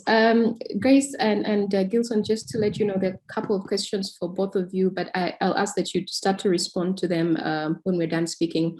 But there's one particular question that I find interesting, and it's for you, Gilson. When you spoke about a social fund financed by a tourism fund, I found that very interesting, and especially in the period of COVID-19. And there's a question for you, and somebody's asking, how did you fare during the COVID-19 pandemic when tourism drastically dropped in funding the social protection program? I'll give you a minute to answer that question. And if you have more than that to respond to add, you can respond to them on the chat box. Yeah. We know with problem, let me say that in terms of the tourism we faced during the pandemic, the reduce in the tourism, it can also affect reduce on the tourism tax. This is a challenge. First, because if you know we don't have revenue for tourism, we don't have revenue for the social fund. But the idea is not to focus only on the tourism. I give you an example for the tourism as a, let me say, source of fund, but there's also SOE dividends and let me say the property income, the resource from privatization, concession, and so on. So the idea is to have a different diversification in terms of the source to fund the let me say the social funds, and also let me say to see how tourism can be also that can dynamize this fund. But let me say the idea is to see if we develop tourism in Cape Verde. You can develop it, and if the part of the world, if they want to choose it as here, if you develop tourism can be part of the let me say the social inclusion into the account. So this is the idea to see. Of course, we cannot think forever the tourism will be problem. The idea to have this is a country that is dependent of tourism. If we increase in the tourism, you will increase in the growth in Cape Verde, and also you can increase, let me say, the entire economy. But at the same time, you can see we conclude the inclusion development.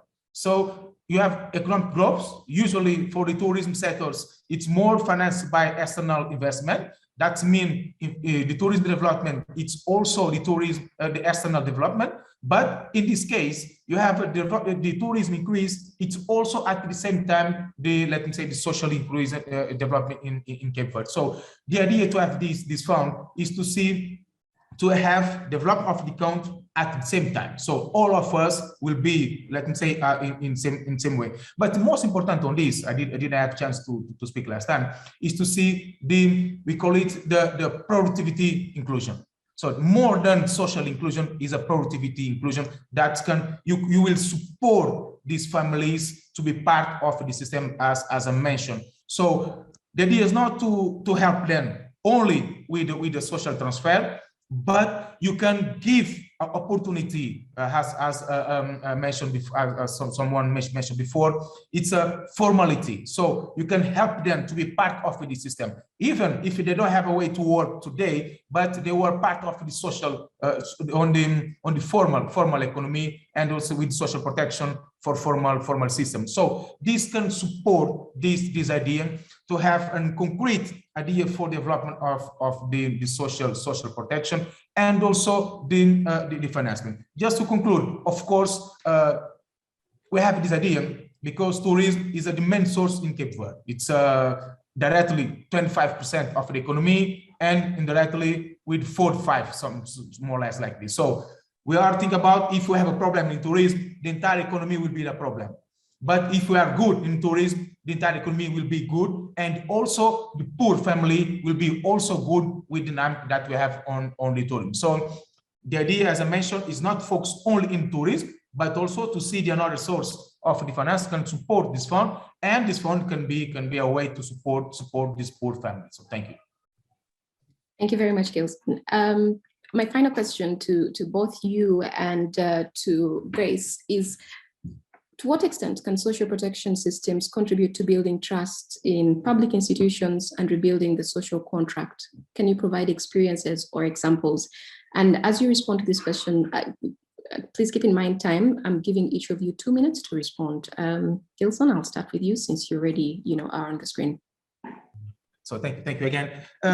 Now, when we use the social inclusion or social protection as a way, for example, for the politicians, we know in Africa it can happen always. You are only, for example, in time by time, you can go to the poor families and try to support them. But when you say, I'm not helping you only for just transfer, let me say, forever or until the end of your life or so on, small amounts. For example, we have a social inclusion, social income.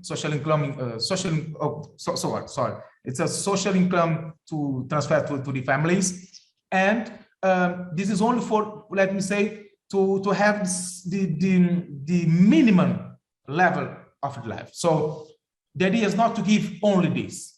If you say, no, I will give you more than this, I can give you this now, this small amount just to live in the minimal life of condition, but I want to support you to be, let me say, rich.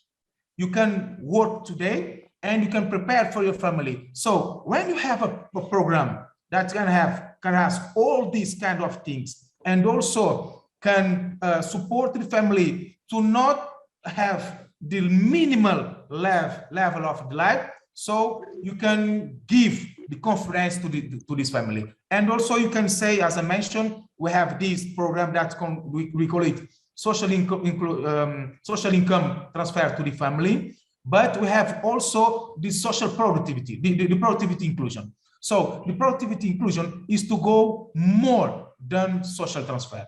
So when we have those families, they can say, no, these will want to help me. And they can create a conference on the politics. And by the end, they can help you to increase let me say, the size of your program. And they will ask more to come. As I mentioned, if you have this idea to have the social protection in social transfer and also productivity inclusion, and a clear idea that you can support those families, they will be part of the system and not dependent of this system. So when we have this, we can create the confidence, and also you can create an idea that the policy should be done for development of the families and not only for the support them to have the small, let me say, level for the livelihood. So thank you.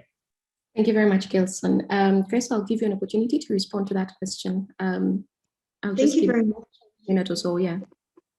Okay, thank you very much, Josephine. Just to pick up from where my colleague has stopped, I believe that social protection is one of the systems that can help to build trust in public institutions. Now, it is very important that every public institution, be it a ministry or agency, is largely involved in coming up with a program or various programs on social protection. Now, when David was speaking earlier before the second panel, he mentioned about interventions to do with the older persons, the youth, and the women, which are largely taking shape in Uganda. So you find that those interventions are also largely drawn through the Ministry of Gender, Labour and Social Development, but we have also drawn other programs that are either through Ministry of Finance, which is largely the one in charge of the budgets and ensuring that funds are available to the different ministries and agencies. But we also have the Ministry of Trade, which also extends various investment rebates to either the startups, the SMEs, or the young employers in the different in the different sectors, but also extending support to even also those foreign investors.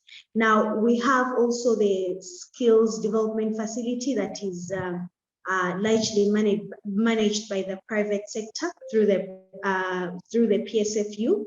So you find that all these are different programs, but you find that various or different public institutions are largely involved. So with this involvement of the different public institutions, you find that now there will be growing interest, and there will also be increase in giving accountability to the public, because at the end of the day, each ministry or each institution should be able to account to the public vis-a-vis the funds and the budgeting and everything that you set out to do. What is it that you have given back to the society, which also largely will cover the different social protection programs that those different entities will have taken into shape. Now, we have also been talking about political commitment, which is just a few seconds left for you. Sorry, please. Just a few seconds left for you. Okay. Yeah, I'm just concluding. Just to conclude and say that also political commitment is very important to drive the ship, and this can be taken through the different manifestos of the government, but also looking into the Vision 2040 for Uganda, which largely speaks to also enhancing the different social protection programs that we have in Uganda. So thank you very much. Thank you very much, Grace, and thank you very much, Gilson. I'd hope that we have a bit more time to respond to some of the questions. Gilson, I see you'd like to say something. Yes, please. If you give me 10 seconds, I will just show you something okay. with an example. I hope you are seeing my screen. This is a Minister of Finance of Cape Verde. He went to visit one city, and these guys tell him, Minister, can you help me? And Minister, what you want? And he told him, I just want something to develop my activity. Minister gave him a motor, and after some time, he can support his family. All his sons is going to schools, and he said, Minister, you know this photo. After this photo, he told the minister, you know what we want? After this, I will buy a car to provide more condition for my activity. So this idea to see the social protection is this, to help the poor family today to become rich tomorrow. So thank you. Thank you very much, Gilson. I'm glad I gave you that opportunity to share that with us. I'm going to bring Laura and Richard back into the room, and I would like to pose one question. Really, it's a number of questions that have come in, but they all speak really to the same thing. And in closing remarks, Richard, I'll start with you, and I'm giving you each a minute. Please let's respect that minute. There's a particular question that's coming about how to fund USP now that ODAs have been declining. Is there appetite for a global fund? Are there any other financing mechanisms being explored? So questions referred to the setting up a global fund as a mechanism to support countries without sufficient capacities to finance their social protection systems. If each of you could speak to that in your closing remarks, you could take maybe 30 seconds to speak to it and another 30 seconds to just, say whatever it is that you wanted to say for us to take home from this conversation. Richard, I'll start with you. Please, let's respect the 1 minute. Richard? Thank you, Josephine. I always have a problem with this timing, and that's why I can never be a timekeeper. Now, one thing, allow me to comment on what Gilson said, that really social protection is an investment. For me, I don't believe in terms of fiscal space. Fiscal space is all about the willingness of the throne. If the throne says it will be done, it will be done. We are aware it was done in Brazil. Lula did it. So really, it's all about the willingness. Now, having said that, and thank you, Justin, for the question. What I think, and in my view, is that there is need to learn from other countries, especially in terms of building successful systems and financing. And of course, like you have said, the necessity to exploit different funding options without being dogmatic. We really need to think about this because we can't always talk about the exchequer. We need to talk about partnerships. I was very happy when Gilson talked about tourism. Let's look at how various sectors can support each other.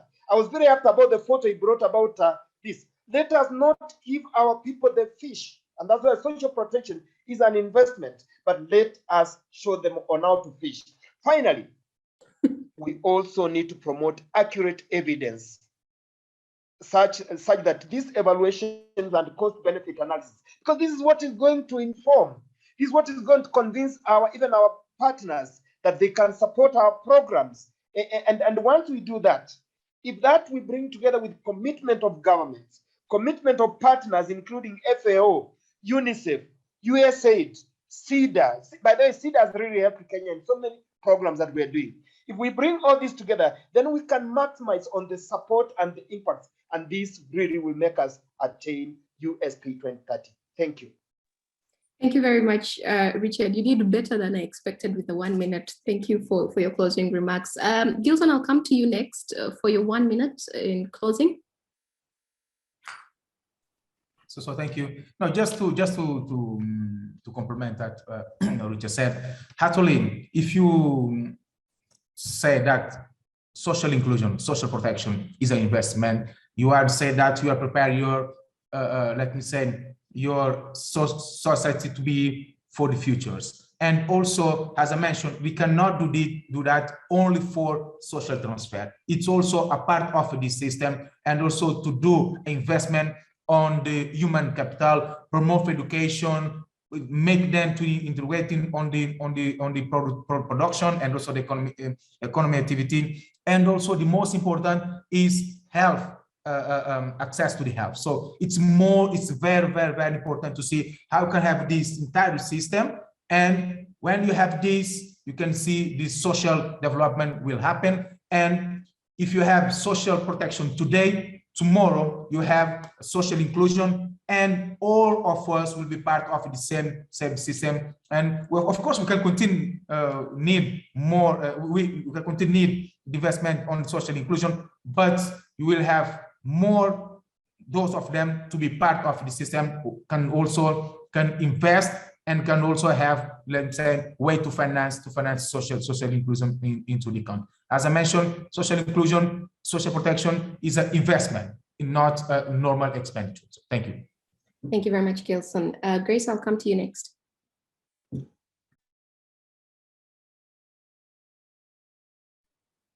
Grace, can you hear me? All right, as Grace gets back to the conversation, Laura, I will come to you next for your closing remarks. Thanks, Josephine.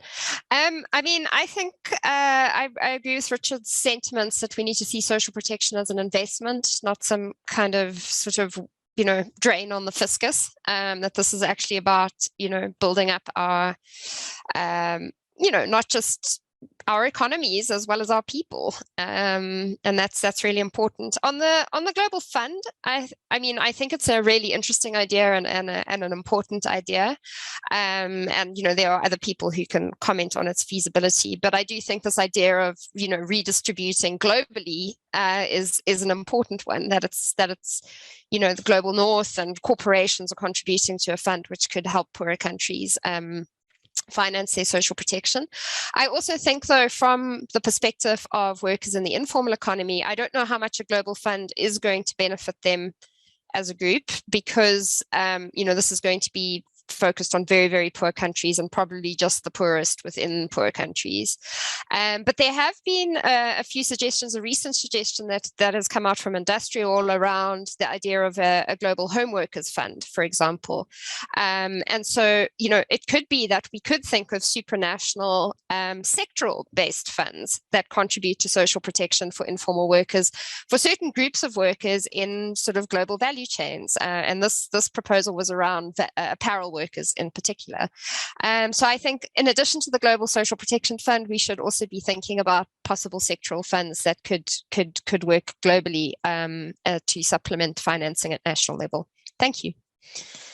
Thank you very much, Laura, and thank you all of our panelists for sharing those insights with us. And again, thank you to everybody that has been responding to all the questions that was sent through. You help make this conversation as interactive as it has been. Let's move on to our Slido to allow the rest of our attendees to also participate. Please take part again in our second Slido poll. Remember that you can join in one of the following 3 ways. You can click on the link that my colleagues have shared in the chat, or you can take a photo of the QR code you can see on your screen, or you can go to www.slido.com and tap in code #USP2030. And this time we are asking you to share with us your ideas for key actions that should be taken in order to pave the way for universal social protection in your country. That question again, we are asking you to share with us your ideas for key actions that should be taken in order to pave the way for universal social protection in your country.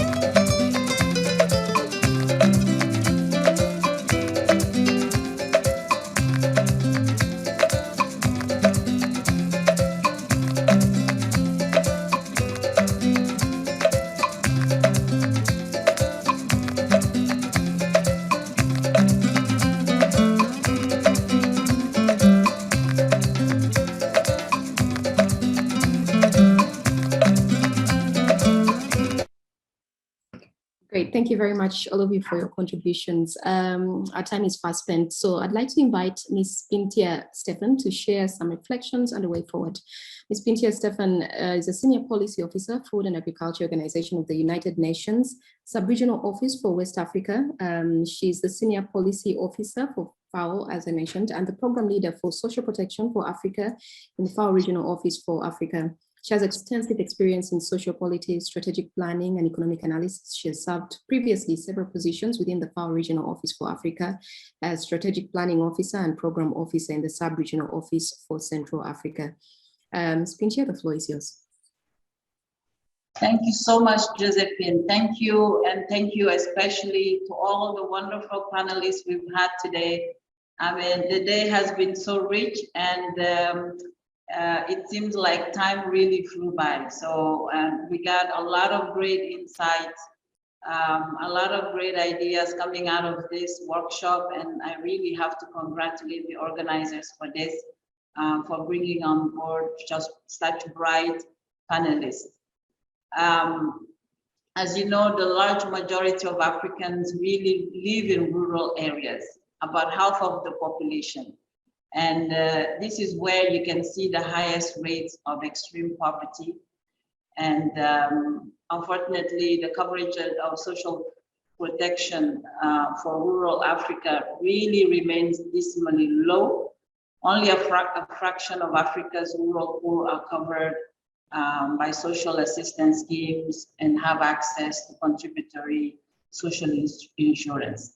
And so it's really important for us to take on board some of the recommendations that have come out of this workshop today so that we can really address this fact. Also, the rural populations are the ones that face a host of barriers to accessing social protection. The workers in many agriculture sectors are just excluded from statutory regimes.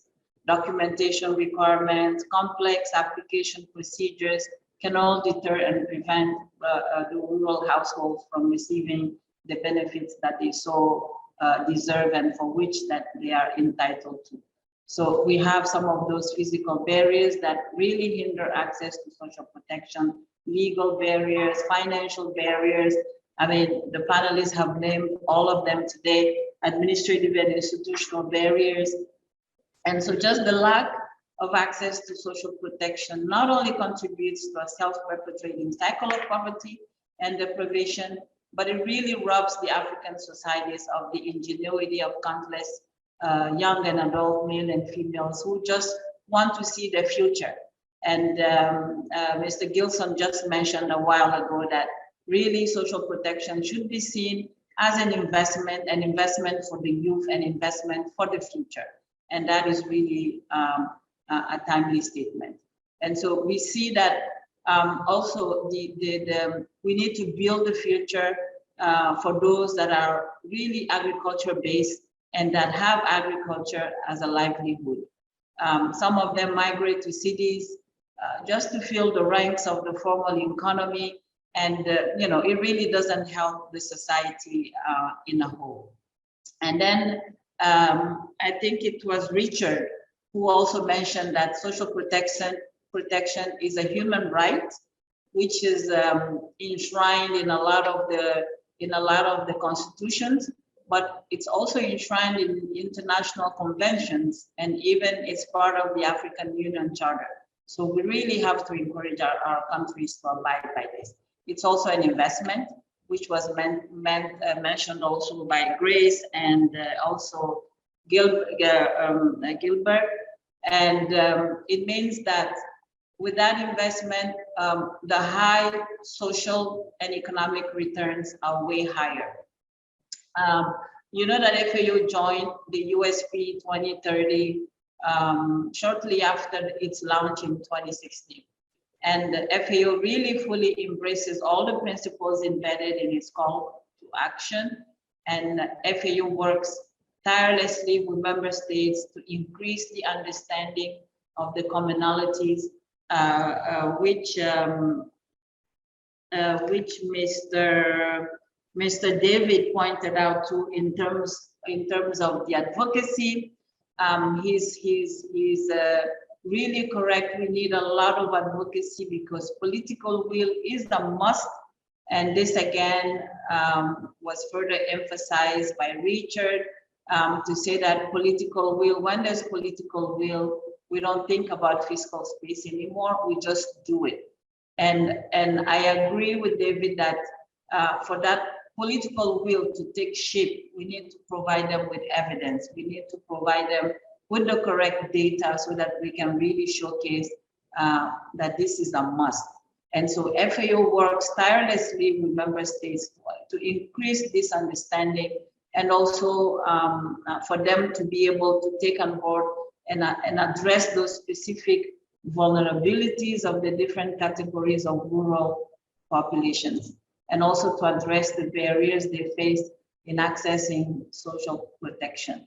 We also help them to develop strategies and to really put in place so that they can expand the coverage and progressively move towards ensuring that everyone enjoys the right to social protection. So coming out of this, I think we as FAO, we are quite reinvigorated, and we will continue to work with the member states into providing the evidence because this is, as you know, this is what FAO is good at, providing evidence to member states, providing them correct data, and also so that we can convince them on the truthfulness of the policies. And we hope that this will help expand the fiscal space as part of the government's investment towards the share for the social protection. And we hope this will strengthen country capacity so that they can reach and provide the rural population with adequate social benefits whenever they need them. So really thank again to all of you, to ILO, to the ITC for really organizing such a great workshop. We look forward to the workshops for West Africa, for Southern Africa, and also for Central Africa, because we think this is really important. And especially today, you have made the correct choice of of having the correct panelists on board. And we really look forward to additional dialogue such as this one. So thank you, and over to you. Thank you very much, Ms. Pinter, and thank you to all our speakers for your thought-provoking remarks. We started this conversation today with the aim of highlighting the criticality of universal social protection, understanding the challenges that East African countries face in extending universal social protection, identifying good practices in countries, and discussing the role of USP 2030 in accelerating progress towards achieving SDG 1.3 in the region. I hope you will all agree with me that this discussion has been effective in meeting that purpose. The USP 2030 partnership is open for all of you to join, and it offers great networking opportunities to exchange knowledge, plan joint activities, and jointly advocate for USP. Everyone can become a member, government institutions, NGOs, or research institutions. Information on how to join is available on the website shared in the chat box. We'd like to leave you now with another short video, but once again, from all of us, thank you for your presence and your participation.